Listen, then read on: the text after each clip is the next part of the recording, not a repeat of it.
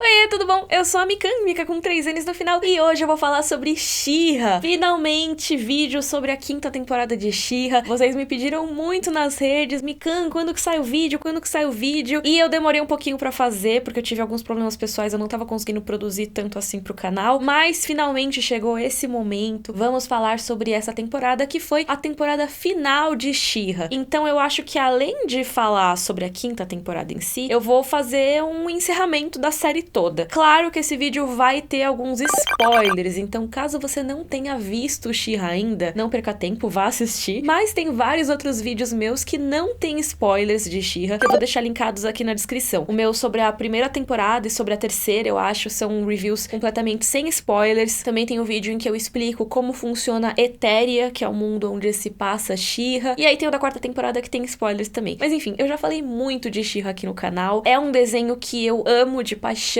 desde que ele foi lançado. Eu gostei pra caramba. Eu já falava dele antes dele ter sido lançado, na verdade, quando deu a polêmica sobre o design novo da She-Ra, que a galera tava xingando, e eu defendi que tinha que ter um design atualizado mesmo. Mas enfim, estamos aqui 5 temporadas depois, e eu só queria agradecer a existência desse desenho. Eu acho que foi uma das coisas mais bonitas que eu vi nos últimos tempos, mais sensíveis. É um desenho que me fez sentir emoções que estavam lá no fundo, assim, sabe? De tão fofas que as relações são, de tão honestas as maneiras que ele fala sobre as conexões humanas. Claro que nem todo mundo em She-Ra é necessariamente humano, tipo, a Dora é dos primeiros, que é uma outra raça, talvez espécie alienígena, e a felina Catra também não é necessariamente super-humana, mas enfim, apesar deles não serem necessariamente todos humanos, as relações são extremamente humanas. Então é isso que importa pra gente nesse momento aqui. E eu gosto muito quando é possível aprofundar essas relações. Eu acho que os desenhos ultimamente têm se beneficiado dessa estrutura de arcos ao longo das temporadas, que permitem que essas relações sejam construídas ao longo do tempo. Não é aquela coisa do episódio que se fecha em si mesmo e aí as coisas resetam no próximo episódio, tipo Tom e Jerry. Você tem um episódio atrás do outro, uma estrutura mais de série mesmo, que faz com que isso se aprofunde. Então, quando a gente vê uma cena entre a Felina e a Dora na 5ª temporada, a gente vê todas as outras cenas que se passaram antes dessa. A gente tem o peso de todas as interações que a série já mostrou pra gente antes. E a 5ª temporada sabe usar isso com maestria. A gente já sabe todos os contextos que estão ali, tudo que aconteceu antes, então tudo ganha um peso muito maior. É lógico que a relação mais forte mostrada foi a da Dora e da Felina, que inclusive eu não sou muito de shippar casais, mas esse casal eu shippava desde a 1ª temporada. Eu até pensei, nossa, será que isso é uma impressão que eu tenho de que eu sempre shippei e na verdade eu nunca tinha falado? Mas eu fui ver o meu primeiro vídeo sobre She-Ra e eu falo, olha, elas são melhores amigas, mas tem fortes indícios de que elas se amam e pode ter um chip aí. Então, assim, realmente é uma coisa que tava rolando desde a 1ª temporada e eu fiquei muito feliz que pôde ser mostrada na sua intenção original, eu imagino, da maneira que a autora queria no último episódio. Isso é uma conquista muito grande, eu já queria deixar aqui logo de cara. Não é todo desenho que consegue mostrar e eu acredito que a Noelle Stevenson tenha batido o pé pra caramba pra que isso acontecesse, mas eu acho que é importante ressaltar sobre Catradora, que é o nome do chip, né, porque em inglês o nome da felina é Catra. Eu acho que o mais importante de ressaltar é que não foi uma coisa tirada do nada. Essa relação já existia com insinuações românticas desde a 1ª temporada e foi se intensificando. E eu acredito que mesmo se eles não tivessem mostrado, as pessoas entenderiam que seria porque não foi permitido e que a Noelle Stevenson teria tentado. Mas eu fiquei muito feliz que ela conseguiu, porque é isso, eu acho que é mais um elemento na relação a Dora e Felina, um elemento que já sempre esteve lá, na verdade, mas que a série conseguiu colocar como um grande clímax ali na relação das duas. Eu acho que essa é uma temporada de redenção pra Felina e ela mostra algumas coisas que sempre estiveram lá em She-Ra, né? She-Ra sempre foi sobre essas relações, mas eu acho que alguns temas muito fortes nessa temporada são, primeiro, que o amor é a coisa mais importante de todas, e eles se unem pela força do amor, pela força da amizade, mas outro tema que eu acho que é bem importante também na 5ª temporada é que o perdão é muito importante. O perdão é algo que é muito forte nessas últimas relações entre os personagens. Começando pela questão da Felina, ela fez coisas horríveis, não só em relação à Dora, mas em relação a tudo. Ela tá aliada a um regime que matava e oprimia as pessoas, e muito disso pela própria vaidade dela, pra se beneficiar e não pensando em mais ninguém. Isso é jogado pra ela nas temporadas anteriores, inclusive ela se odeia muito por isso, né? Ela entra numa espiral de se auto-odiar que é muito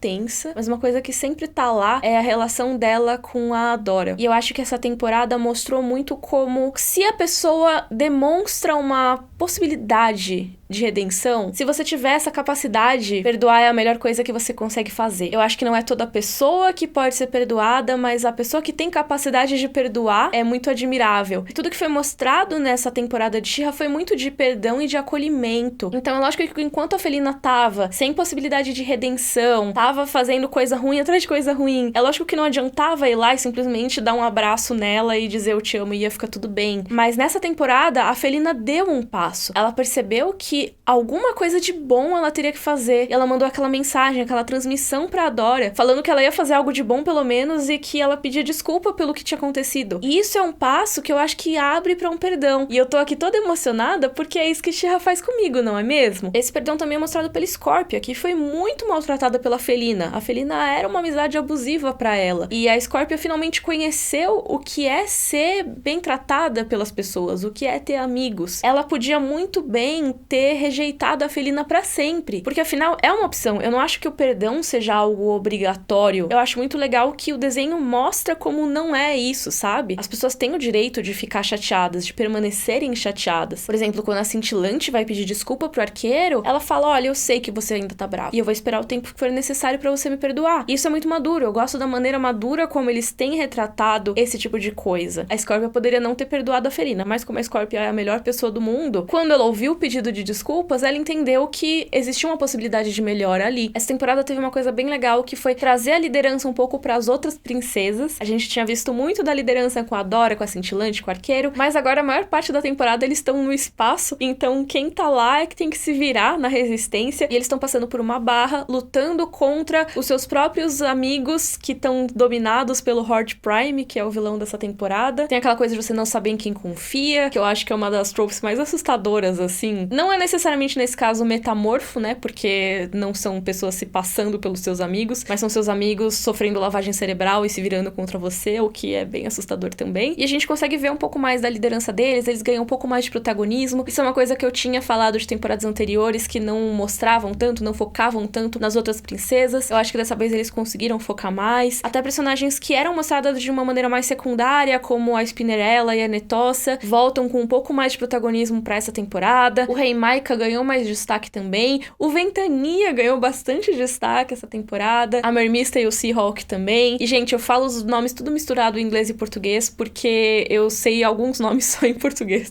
Então, por favor, não me odeiem, mas a imagem deles apareceu aí na tela, então vocês me entenderam. E eu mencionei brevemente o Horde Prime, mas eu queria falar um pouco mais dele como vilão. Eu achei ele um vilão interessante, essa questão da consciência coletiva, né? Ele é basicamente um grande servidor e tem a sua consciência distribuída entre seus vários clones. O Hordak, que a gente conhece das primeiras temporadas, é um clone defeituoso do Horde Prime, que no fim da quarta temporada se une novamente a ele, e é impressionante como ele deixa de ser, assim, no momento que ele entra em contato com o Horde Prime, ele vira um nada. Ele era o maior vilão, o cara que até a Felina tinha um certo medo, e aí ele virou uma formiguinha, mais um nesse exército do Horde Prime. Eu acho que isso já mostra a que veio esse vilão, e ele, assim, fora isso, não é um vilão lá muito interessante, né? Eu acho que a premissa é bastante interessante, mas ele como personagem não entretém tanto assim. Eu acho que tá tudo bem, era pra ser mesmo um inimigo em comum pra todo mundo poder se unir e lutar contra. Eu gosto muito dessa coisa que é mostrada de você hackear coisas naturais. Gosto muito da mistura de tecnológico com orgânico, que já existia bastante em She-Ra, mas eu acho que extrapolou nessa temporada. Ele tenta hackear o planeta e a nave dele vira uma árvore gigante suspensa, que inclusive é muito vibes Laputa, né? Que é um filme que eu amo, vocês sabem, que inclusive meu vídeo está fora do canal porque o Estúdio Ghibli me deu um strike, mas eu amo mesmo assim, continuo amando. E sobre o Hordak, ele fica bastante apagado nessa temporada, obviamente porque ele tá realmente apagado, né? A sua consciência tá unida à do Horde Prime, ele não tem mais as coisas que fazem ele ser único, e isso é inclusive o que a Entrapta fala pra ele, né? Que as suas imperfeições te fazem ser lindo, e não é exatamente isso que ela fala, mas é basicamente o que você tem de diferente te faz ser especial. Então,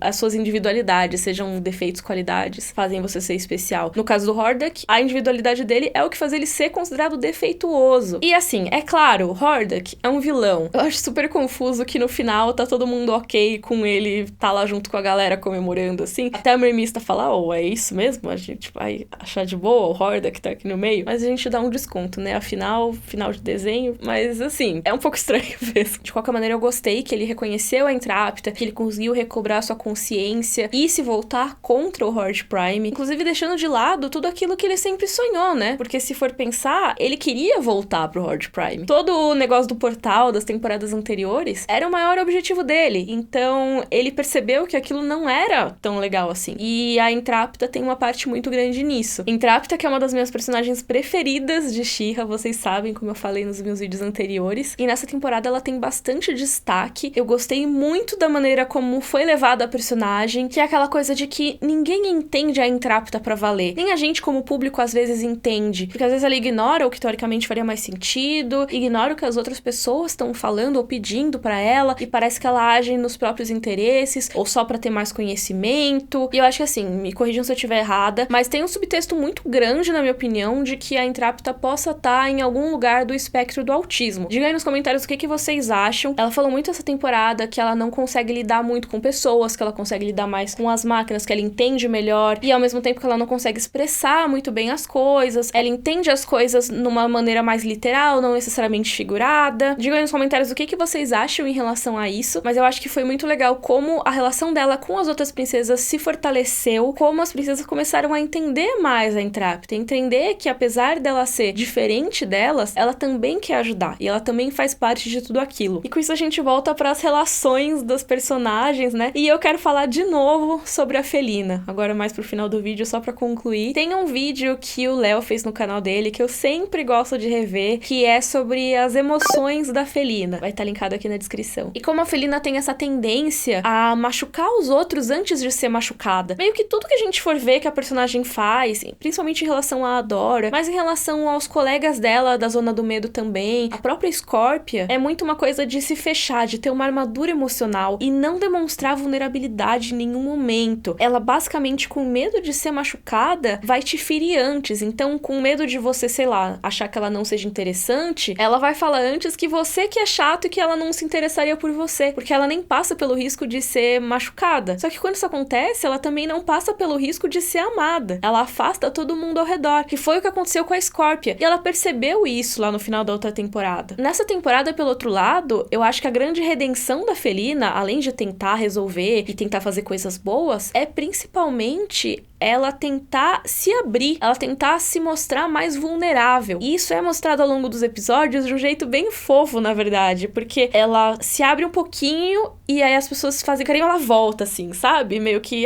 seu idiota, não sei o quê. E isso vai muito aos poucos, ela vai se abrindo, ela vai aceitando, então ela faz uma coisa boa, aí a Adora vai lá e salva ela, aí ela se abre um pouco, aí ela tá resgatada, aí ela tá brava de novo. Adora, que saco, você fica vindo no meu quarto, blá, blá, blá, blá. E a Adora, cara, por que você tá fazendo isso? A gente te resgatou. Aí ela, não, vocês todos me odeiam. E a Adora, eu nunca te odiei. Quando a Adora se mostrou vulnerável, a Felina percebeu que, putz, eu tava aqui batendo uma pessoa que só quer meu bem, então deixa eu tentar, vai, mais um pouquinho. E aí ela pede que a Adora fique mais um pouco no quarto. Todas essas coisinhas vão acontecendo ao longo dos episódios, ela vai se abrindo aos poucos. Quando eles estão, por exemplo, com um traje espacial, que a galera fica rindo do traje dela, que tem umas orelhinhas fofinhas, ela, é claro, fica super irritada e tal, mas ao mesmo tempo ela começa a perceber que a risada não é dela, a risada é com ela, que é uma coisa que a Felina sempre teve dificuldade também, e ela começa então a se abrir e começa a fazer conexões sinceras com as pessoas, não só com a Adora, mas com os outros personagens também. E eu fico muito feliz de ter visto esse caminho que a Felina fez. Ela é uma das minhas personagens preferidas, e eu acho que é uma lição muito importante pra todos nós, né? Que mostrar vulnerabilidade não é fraqueza. Mostrar vulnerabilidade, na verdade, é uma das maiores forças que a gente pode ter. E esse foi um vídeo muito doido, muito falando de sentimentos e tudo mais, porque She-Ra faz isso. She-Ra mexe com os meus sentimentos. Eu acho que essa quinta temporada foi um dos melhores finais que poderiam ter acontecido pra She-Ra. Talvez tivesse se beneficiado de mais temporadas. Eu vi algumas pessoas comparando a redenção da Felina com a redenção do Zuko, por exemplo. E assim, eu entendo a comparação. Acho que até posso fazer um vídeo sobre isso um dia, quem sabe. Mas eu acho que essa temporada conseguiu fazer a redenção da Felina de um jeito legal. Talvez tenha faltado só uma coisa. Ou você e o Hordak cometeram altos crimes. A gente te perdoa, mas